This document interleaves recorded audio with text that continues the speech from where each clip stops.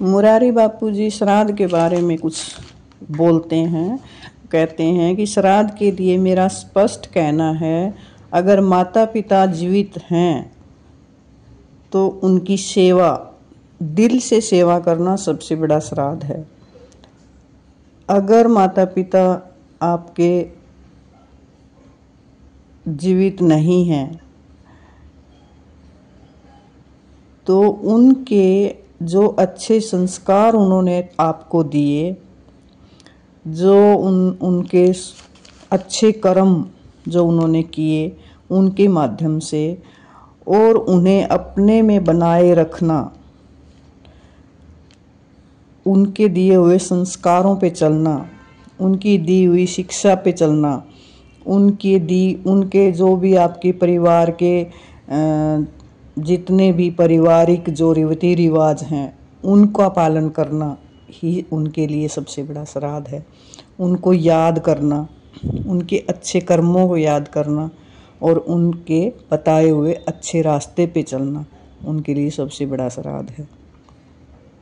जो अच्छे संस्कार उन्होंने हमें दिए उन्हें अपने में बनाए रखना, उनका स्मरण करना, उनको याद रखना, ये मूल्यवान है।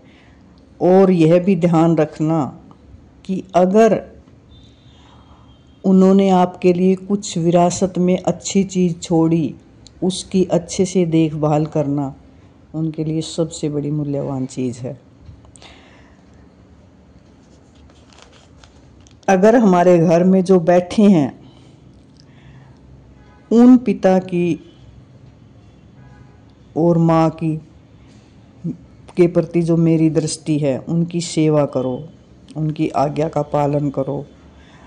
उनकी आज्ञा के अनुसार चलने के सिवाय सबसे बड़ी कोई सेवा नहीं हो सकती। वो जो भी कहें आपको, जो भी आपको बताएं, उसका पालन करो। कुछ लोग सोचते हैं कि अगर पेरेंट्स या माता पिता कुछ गलत कह रहे हैं तो क्या हम वो भी उसका भी पालन करें? हाँ, उस कुछ देर के लिए आप उसका भी पालन करो, फिर उसके बाद आप उनको थोड़ा समझा सकते हो, बता सकते हो, पर एकदम से आप उनको डायरेक्ट उनको हार्ट ना करो कि भाई नहीं आप गलत हो। ऐसे कभी भी नहीं बोल सकते आप अपने माता पिता को। कुछ लोग कहते हैं कि पितृ दोष होता है, पितृ हमारे बाधक बनते हैं जीवन में, है, और उससे हमें कुछ कार्य कुछ करने में प्रॉब्लम आती है।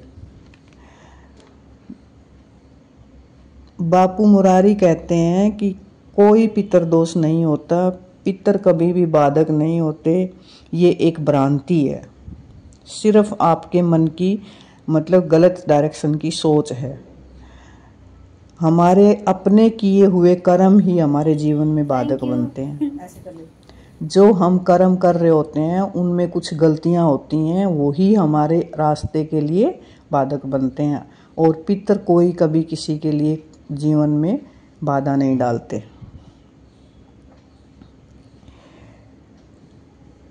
पितृ हमेशा आपके अपने बच्चों के लिए अच्छी ब्लेसिंग ही देते हैं, हमेशा आशीर्वाद ही रखते हैं, चाहे वो हमारे साथ हों चाहे वो हमारे साथ ना हो।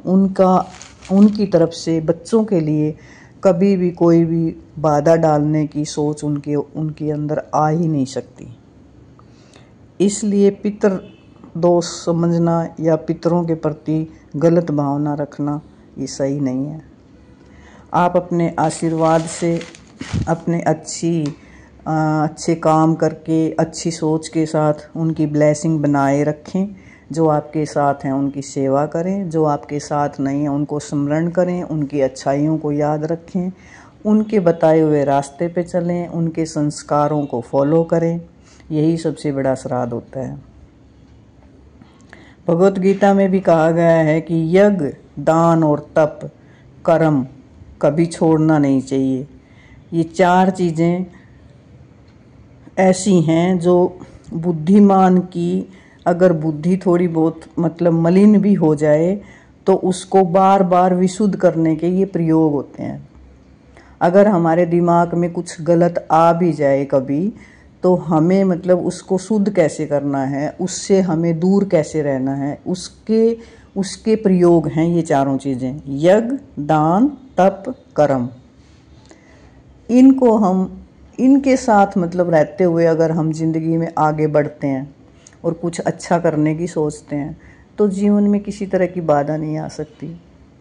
जीवन कठिनाइयों का रास्ता है, ये सबको पता है कि कठिनाइयाँ जीवन में आएंगी ही आएंगी, लेकिन उनसे हमें आगे कैसे निकलना है, उनको पार कैसे करना है, उसके लिए बहुत सारी चीज़ें हमारे ग्रंथों में हैं, हमारे बड़ों ने बताई भी हैं और हमारी जो रीति रिवाजों में भी हैं, उनको अगर हम फॉलो करते हुए चलें तो सारी कठिनाइयाँ आसान हो जाती हैं और जीवन बहुत ही सरल हो जाता है।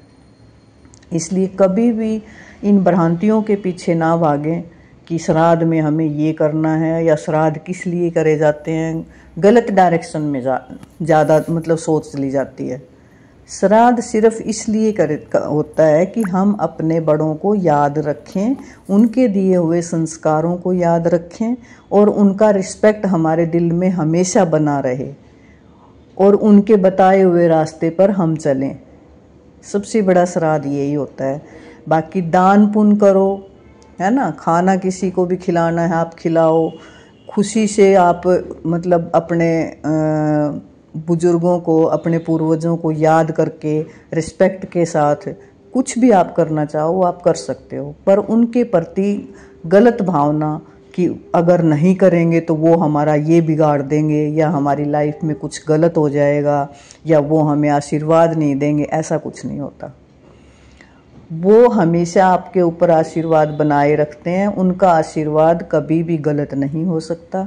आप जो कुछ भी करो वो आपकी मर्जी, लेकिन आप अच्छा करो तो बहुत अच्छी बात, अगर आप उसको गलत तरीके से करो तो वो आपके लिए बाधा बनती है। पितर कभी बाधा नहीं बनते, पितर कभी आपको परेशान नहीं करते, इसीलिए हमें उनको पितर देवता बोला गया है। पितर देवता होने के बाद तो देवता देने वाला, वो कभी भी आपको गलत या बाधा नहीं बन सकता। ये चीज़ तो आप अपने दिमाग में अच्छे से रखो। हमेशा उनके लिए रिस्पेक्टफुल रहो, है ना, हमेशा मतलब ये एक उनके प्रति हमारी एक अच्छी प्यार की और रिस्पेक्ट की भावना होनी चाहिए। बस वही श्राद्ध है। श्राद्ध का मतलब ये है कि श्रद्धा, आपके दिल और दिमाग में जो अच्छी श्रद्धा है उनके प्रति, वो श्राद्ध है। और बाकी तो जितने भी हमारे रीति रिवाज बने हुए हैं वो बहुत अच्छी चीज़ है। वो सभी किसी भी ग्रंथ को उठा के आप देख लो, सब में यही चीज़ लिखी मिलेगी कि श्राद्ध में क्या होता है और क्या करना चाहिए। ये बहुत ही आसान चीज़ें हैं, इनको मुश्किल, डिफ़िकल्ट या कॉम्प्लिकेटेड हम लोगों ने ही बनाया है। अदरवाइज़ कोई भी हमारे रीति रिवाज या हमारे जितने भी पुरानी जो भी मतलब रिवाज हैं, कुछ भी हमें करने के लिए बोला जाता है पूर्वजों से, वो कभी भी मुश्किल नहीं होता, लेकिन हमने खुद ही अपनी सोच से उनको मुश्किल बना रखा है। इसलिए किसी भी चीज़ का मुश्किल ना समझ के खुशी खुशी से उसको आसान तरीके से फॉलो करो तो अच्छा लगता है और अच्छे से सब कुछ, उसका रिजल्ट भी अच्छा होता है। इसलिए श्राद्ध जो चल रहे हैं उनको खुशी खुशी से अपने तरीक़ों से, जिस भी तरीके से आप करना चाहो उस तरीके से आप कर सकते हो, पर बस आपके मन में और आपके दिल और दिमाग में पवित्रता होनी चाहिए, उनके प्रति रिस्पेक्ट होना चाहिए, श्रद्धा होनी चाहिए अच्छे वाली। वही एक सच्चा श्राद्ध है।